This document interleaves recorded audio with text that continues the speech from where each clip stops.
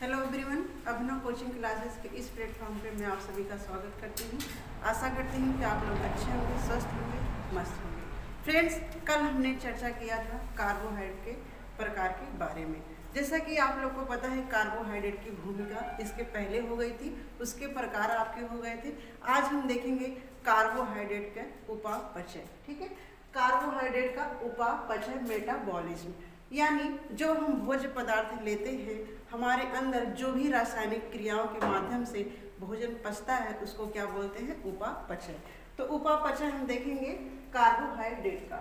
इसमें फ्रेंड्स पहली जो आपकी प्रक्रिया लिखी गई है, जो रासायनिक क्रिया होती है, उसको बोलते हैं ग्लाइकोलाइसिस। ठीक है, क्या बोलते हैं? ग्लाइकोलाइसिस।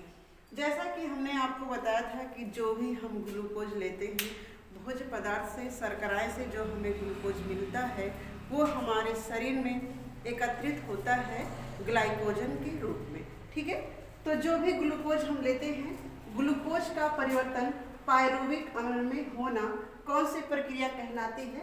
ग्लाइकोलाइसिस। ठीक है, ग्लूकोज का परिवर्तन पायरुविक अम्ल में होने के बाद हमको जो भी चीज प्राप्त होता है, जैसे आपका CO2 हो गया, जल हो गया, अन्य पदार्थ हो गए। ठीक है, उपापचय में हम देखते हैं दूसरी क्रिया ग्लाइकोजिनेसिस। ग्लाइकोजिनेसिस के पहले हमने बता दिया था कि ग्लूकोज का ग्लाइकोजन के रूप में परिवर्तन होना क्या कहलाता है? आपका ग्लाइकोजिनेसिस। ठीक है, क्योंकि ग्लाइकोजन के रूप में ही ग्लूकोज हमारे शरीर में यकृत तथा मांसपेशियों में एकत्रित होता है। आगे देखते हैं फ्रेंड्स, आगे जो प्रक्रिया है ग्लाइकोजिनोलाइसिस।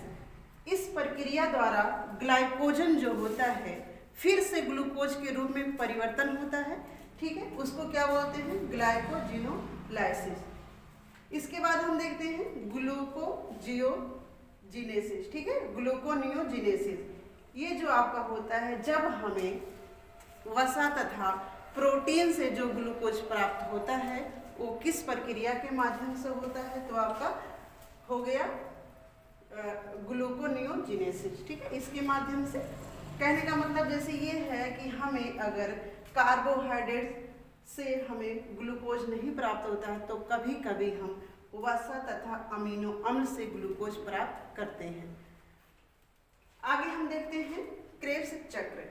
क्रेब्स चक्र जो होता है, इस प्रक्रिया द्वारा यानी ग्लाइकोलाइसिस प्रक्रिया द्वारा जो पायरुविक अम्ल हमें प्राप्त होता है, उससे हमें पायरुविक अम्ल का ऑक्सीकरण होकर CO2 जल तथा ऊर्जा जो प्राप्त होती है, उस प्रक्रिया को बोलते हैं क्रेब्स चक्र।